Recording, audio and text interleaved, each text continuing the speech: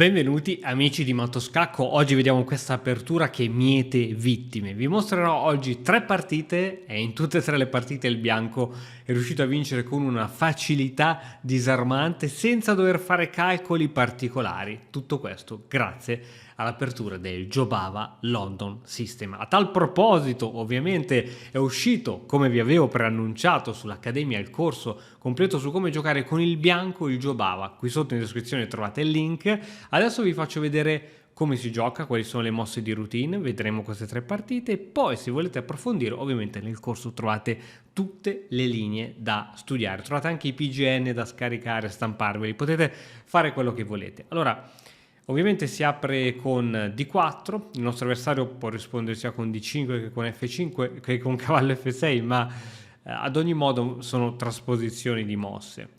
Ecco, qui normalmente per andare in un gambetto di donna si va con un C4, ma invece qui si gioca cavallo C3. Questa mossa, diciamo, è la mossa che caratterizza il Jobava London System, una mossa, se vogliamo, totalmente antiposizionale, la scelta di bloccare il pedone C, importantissimo nelle partite di donna, per andare a giocare il setup del sistema Londra, perché ha il nome simile al London System, questo è Jobava London System, perché è molto simile il posizionamento dei pezzi se non fosse che questo pedone è bloccato in C2. Ora, come può giocare il nero? Può giocare in tanti modi, giocare E6, giocare cavallo F6, magari la più comune, alfiere F5, anche quanti giocatori vi giocano alfiere F5, dopo vedremo alcune partite con alfiere F5, ma supponiamo anche un cavallo F6, alfiere F4 e raggiungiamo la posizione base del Jobava London System. Cavallo in C3, alfiere in F4 e qui c'è solo un'idea di base che è quella di andare ad attaccare su C7. In realtà si scoprirà che questa apertura è molto più profonda perché è un'apertura per gli attaccanti. Visto che il cavallo di donna e l'alfiere di donna non ci sono più, basta niente che la regina vada in D2 o in D3 a rocco lungo e a quel punto il bianco potrà andare a sfoderare tutti i propri pedoni per attaccare il re nemico. Questo, diciamo, è l'impianto standard del Jobava, poi ovviamente a seconda delle linee cambiano le mosse e l'ordine di mosse. Allora adesso andiamo a vedere nella pratica 3 partite in cui il bianco riuscirà a distruggere in poche mosse e senza praticamente calcolare nulla il nero.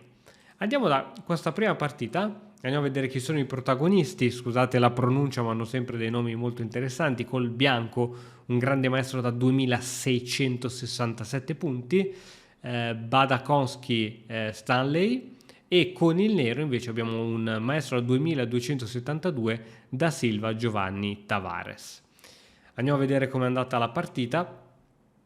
D4 da parte del bianco, cavallo F6, come vedete D5 cavallo F6, prima o poi sono 2 mosse che vengono fatte lo stesso, quindi va bene. Cavallo C3, D5 e alfiere F4. Siamo arrivati con una trasposizione di mosse a quello che abbiamo visto poco fa. Qui il nero decide di giocare standard con E6 e questo permette immediatamente cavallo B5. Come vedi è un sistema facile per attaccare e qui non ci sono troppi modi per salvarsi, perché se giochi alfiere D6 io te lo mangio con il cavallo, ti ho tolto la coppia di alfieri. In realtà l'unico modo buono è cavallo A6. A questo punto arriva I3, così il bianco libera anche il proprio alfiere, arriva a C6 per togliere via questo cavallo, che è vero che questo cavallo è andato in B5 e ora perde un tempo per la ritirata, ma è anche vero che anche il cavallo in A6 del nero sta male e quindi con tutta probabilità il nero dovrà perdere un tempo per ritirarlo e riposizionarlo in una casella migliore. Arriva alfiere per D6. Ora questi simboli, punto di domanda, punto esclamativo, sono simboli di chess.com, vanno presi un po' con le pinze.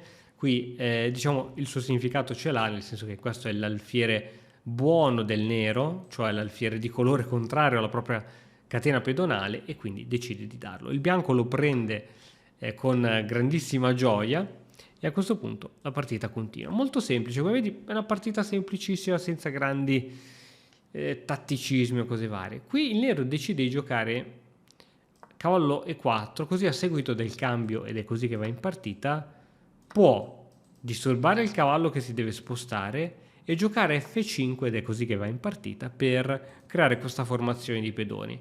Il tutto è veramente bellissimo, se non fosse che il nero è rimasto con l'alfiere campochiaro, quindi per uscire da qui questo alfiere deve fare un giro incredibile, arrocco, alfiere D7, alfiere E8, alfiere H5, sono tante manovre e in tutto questo tempo il bianco potrà fare qualcosa di incredibile. A questo punto, siamo arrivati a questo punto della partita, ti chiedo come ti verrebbe voglia di giocare. Così, dimmi la prima che ti viene in mente. Probabilmente stai pensando a cavallo C4, che è la mossa che viene giocata in partita. Tempo sulla donna e si vede un bellissimo avamposto per questo cavallo. La donna si ritira in E7 e arriva a cavallo E5. Il cavallo prende l'avamposto, ma non è un semplice avamposto. Il nero non si rende conto della minaccia che sta per arrivare e gioca cavallo B8 con l'idea, come dicevamo, di riposizionare questo cavallo, ma ora arriva donna in H5. Bam! Mo sono guai. Non è che ci sono troppe mosse da fare. Se mi giochi G6, io posso pensare di fare sacrifici di questo tipo. Donna F7 in questo caso non funziona perché io ho semplicemente cavallo in F4 e tengo la donna.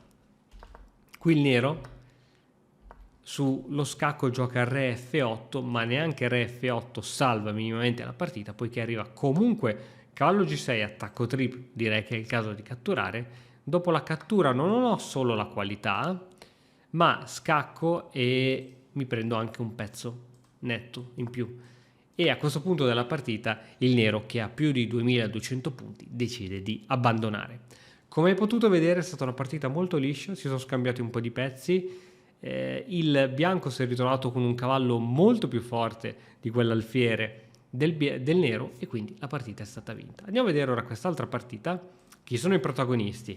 Il bianco, un maestro internazionale da 2400 punti, Rodríguez Vila, e il nero invece un giocatore normalissimo, 1861 punti, Malagon Guzman. Andiamo a vedere questa partita. D4, D5, cavallo C3, cavallo F6, ormai le prime mosse le conosciamo, alfiere F4, giocava London System e alfiere F5. Spesso e volentieri i vostri avversari col nero, prima di giocare 6, decideranno di portare fuori l'alfiere, che ha tutto il senso di esistere questa mossa, dato che, a differenza del gambetto di donna, il bianco ora non ha questa diagonale dove poter far uscire la donna e iniziare a rompere le scatole sul punto B7 rimasto indifeso. A questo punto, ricordati bene questa successione, qui non si gioca standard cavallo F3, E3, alfiere D3, alfiere B5, ma c'è F3. L'idea è assolutamente aggressiva. Perché il bianco si permette di spingere il pedone F di un passo? Perché vuole arroccare lungo. Non gliene frega niente se qui andrà a distruggere i propri pedoni dell'arrocco corto, perché arroccherà lungo. Infatti dopo E6, G4, alfiere G6, H4. Alla prossima, se il nero non prende provvedimenti, arriva H5 e ha perso l'alfiere. H6 la risposta, anche H5 ha il suo senso, H6 sceglie il nero e ora arriva pedone 3. Arriva C5, una delle risposte diciamo più fastidiose C5 che mina subito il centro, ma questo permette la solita manovra d'attacco con cavallo in B5. Cavallo A6, abbiamo detto che è la risposta migliore, pedone C3. Regina in B6, guardando a raggi X il punto B2, e arriva un ulteriore sostegno da parte di questo cavallo.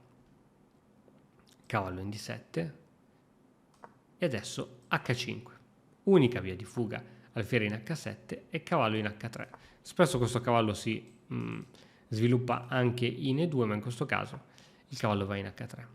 Arriva pedone in F6 e alfiere D3. E5 minacciando l'alfiere e adesso arriva alfiere per alfiere. Qui uno si riaspetta questa cattura, ma il nero gioca a rocco lungo. Perché questa mossa? Cioè, gli regala un alfiere? No, in realtà non è un alfiere regalato, poiché è vero che ti catturo l'alfiere, è vero che qui per qui non faccio niente, ma è vero che adesso hai sempre un attacco simultaneo, ossia due pezzi sotto minaccia, quindi ne salvi uno, ti mangio l'altro. Quindi la scelta del nero non è sbagliata, ha voluto togliere il re dal centro, quindi assolutamente capibile, direi. Qui il bianco decide di salvare l'alfiere campochiaro per dare quello camposcuro. Alla fine questo si rivela essere sempre poi quello che è l'alfiere migliore, l'alfiere che si muove sulle case chiare. Arriva adesso C per D4 e prima di ricatturare arriva a 5, giocando sul fatto che la regina tiene il pedone a 7 e se la regina va via da questa diagonale arriva cavallo per A7 con un ottimo pedone e ovviamente si sta pian piano sgretolando l'arrocco. Donna C5 è l'unica mossa e adesso arriva E per D4. Ora la regina è costretta a togliersi da questa diagonale. Sicuramente anche C per D4 è interessante come idea, anche se permette lo scacco, mentre E per D4 non permette scacchi e toglie la regina dal controllo di A7. L'unica mossa per guadagnare un po' di tempo è regina E7 scacco, ma dopo Re F2, ora qui senza neanche farlo apposta, il bianco ha una doppia minaccia. Rimane sempre la minaccia su A7, ma rimane anche la minaccia su G6. Quindi in partita il bianco gioca Re B8 e arriva tranquillamente cavallo G6 con abbandono della partita. Come hai potuto vedere, anche in questa partita si è giocato molto easy, con schemi d'attacco tipici del Jobava e il bianco si è ritrovato a vincere la partita. Bene, voglio farti vedere l'ultima partita per oggi, dove al bianco abbiamo il gran maestro Narodischi, uno degli streamer anche più famosi e famosissimo, 2634 punti nel 2016, anno di questa partita, contro un giocatore normale, 1900, fortissimo comunque, 1935 punti, che si chiama Salved Martin. Andiamo a vedere Narodischi come spazza via questo giocatore da 1935 punti. D4, D5, cavallo C3, cavallo F6, alfiere F4 e anche in questa situazione il nero decide di portare prima fuori l'alfiere campochiaro prima di chiuderlo con E6. F3 ormai abbiamo capito qual è il piano del Jobava, cercare di intrappolare questo alfiere, E6, C4, alfiere G6, H4 e anche in questa partita il nero sceglie H6 come difesa. E3 è il momento di dare spazio anche a questo alfiere, alfiere D6 chiedendo un cambio e cavallongino E2, così dopo il cambio ovviamente ho una bellissima casella per questo cavallo. Allora è il bianco che cambia e alla fine cavallo F4 attaccando questo alfiere in G6, il nero vede che non ci sono particolari problemi, quindi arriva la cattura e prima di ricatturare intermedia di scacco di regina, Re in D2 e F per G6. La posizione sembra quasi favorevole al nero che ha una regina già nelle retrovie, ha un re bianco che ha perso l'arrocco, ma in realtà a brevissimo scopriremo che la partita, l'ago della bilancia, penderà per il bianco. Alfiere D3 attaccando subito quel pedone indifeso. E qui forse la soluzione migliore era magari cercare di giocare cavallo E7 per tenere questo pedone o magari fregarsene con un arrocco lungo. Qui il nero sceglie per arrocco corto. Prima di catturare G6 Narodischi sceglie di giocare donna E2 per mettere in comunicazione le torri e per scacciare quella regina. Arriva pedone in G5, H per G5, H per G5, torre a G1 scacciando la regina, regina in D6 e adesso come puoi vedere l'attacco si è creato da solo. Cosa ci vuole a mettere una regina in H3 e magari a scendere, magari a mettere un alfiere in G6 così il re non può scappare, scendo con la regina, scacco matto, F4 viene giocata sulla scacchiera, G per F4 e questa mossa è stata veramente bellissima, adesso fra poco capiremo il senso, anziché fare 1, 2, 3 che è molto lenta, Narodischi gioca 1, 2, ti tolgo il cavallo difensore, entro e posso anche giocare G6, fantastico.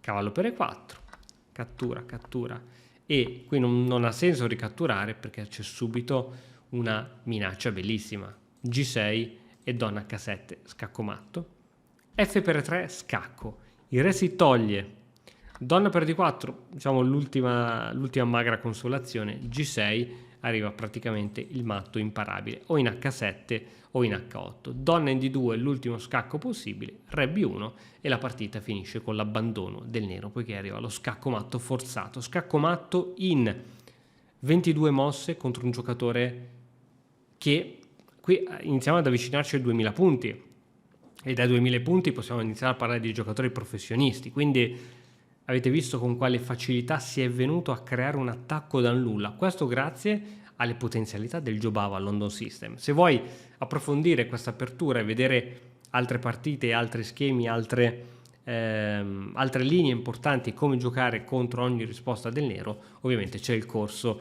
in descrizione completo, tra l'altro in offerta fino al 5 di agosto, quindi avete qualche giorno per approfittare dell'offerta. Io vi ringrazio e ci vediamo presto qui su Mattoscacco. Ciao!